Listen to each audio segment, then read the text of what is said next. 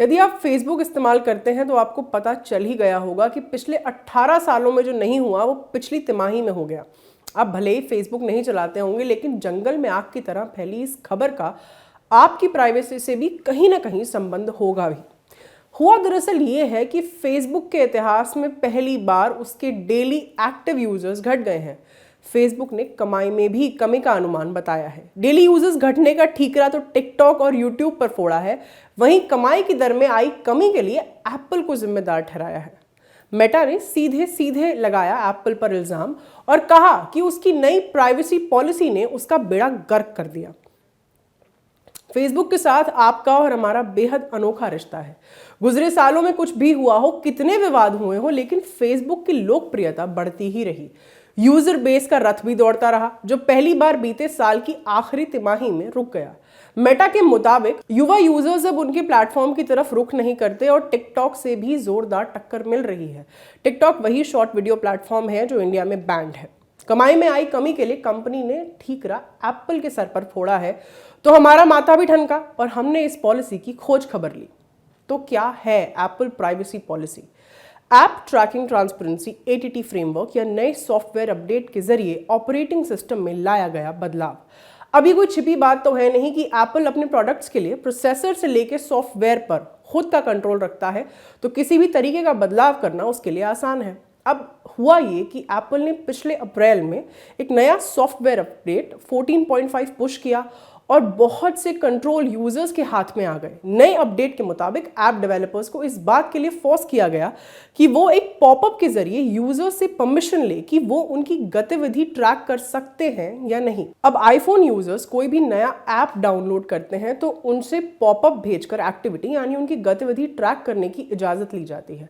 एक बात ध्यान रखिए कि इजाजत देना या नहीं देना सिर्फ यूजर्स के हाथ में है। 2 विकल्प होते हैं, उनमें से एक को चुनना होता है।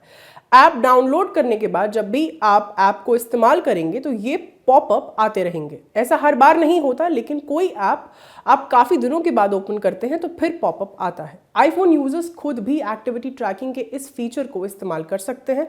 उसके लिए उनको सेटिंग्स में प्राइवेसी के अंदर ऑप्शन मिलता है। यहां तय किया जा सकता है कि कौन सा ऐप ट्रैक करेगा और कौन सा नहीं। फिर बवाल क्या है? देखिए, एक्टिविटी ट्रैकिंग क्या है ये अब हम सबको मालूम हो चुका है। तकरीबन सभी ऐप आपको फ्री सेवा देते हैं, तो उनको अपना दाना पानी चलाने के लिए भी तो कुछ चाहिए। आपकी एक्टिविटी ट्रैकिंग यही काम करती है। आप क्या सर्च करते हैं, क्या देखते हैं, इन एक्टिविटीज को डेवलपर्स शेयर करते हैं विज्ञापन देने वालों से। अब ऐसा नहीं होगा तो जाहिर सी बात है कि ब्रांड्स टारगेटेड एडवर्टाइजिंग नहीं कर पाएंगी। बात अभी फेसबुक की वजह से हो रही है, लेकिन इसका असर दूसरों पर भी है। एक आंकड़ा आपकी आंखें खोलने के लिए काफी होगा कि एक्टिविटी ट्रैकिंग ऑप्शनल है, उसके बाद भी दुनिया भर में 95% से ज्यादा आईफोन यूजर्स ने इस फीचर के लिए हाँ किया है। फेसबुक और एप्पल की लड़ाई में गूगल। अब फेसबुक का यूजर बेस कितना बड़ा है वो बताने की जरूरत नहीं। ऐसे में एप्पल की इस पॉलिसी, एप्पल्स प्राइवेसी पॉलिसी का असर पड़ना ही था।